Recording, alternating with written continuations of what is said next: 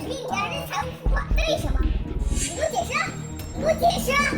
因为你是每件事情要是我在中间弄的，你以为呢？你以为呢？谁不觉得是你有问题啊？啊！群里跟我讲了，让我什么群？什么群？让今天拉了个群。他直接开口就是说，看一下各公司户上有多少可以用。你看一下现在各公司户上有多少可用。你现在转918万到这个，先加急处理这个。这个微信群里面聊完之后，然后找那个刘总私聊转钱的事情嘛，还150万呢。查一下银行账户是什么意思呢？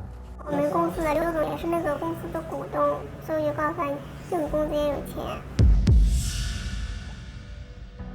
不，长安银行150万啊，我说可以转出来。为什么转出来？我以为没钱，因为什么我钱的那个钱赶紧付，很多钱在付。你就以为公司账上没钱？对，我的理解就把那笔钱付了。你的理解就是说，把那笔钱这群里发的那个钱付了。啊。目前这个事情是越来越蹊跷了。来所里做笔录的 A 牛总是说，他只是让财务总监去支付一笔小额转账，这些支出审批都是经过他们公司的流程审核的，而且一直都只是和财务总监在微信上单线联系。但是 B 牛总却只是和财务总监在微信群里沟通，并且直接通知财务总监转账98万。两个牛总聊天方式和指示都截然不同，到底是不是同一个人？我们还要继续查证。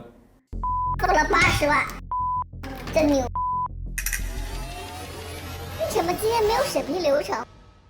啊？这个是你在群里发的通知让转的。我们吗？是我吗？我今天给加微信的是吗？是今天吗？昨天加的。啊，是我说我是。然后是昨天。是我说我是。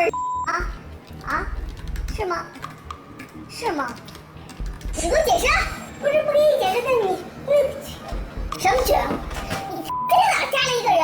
人说了快递，然后加了以后，人说让汇款，你就汇。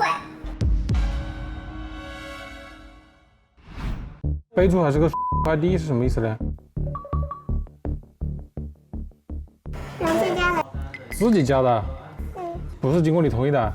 不是。那你怎么讲得通呢？对呀，就你比如说我加你微信，你未必我可以直接加吗？不一定，因为你可以算一下，你扫码应该是可以加的。取消是好的。198。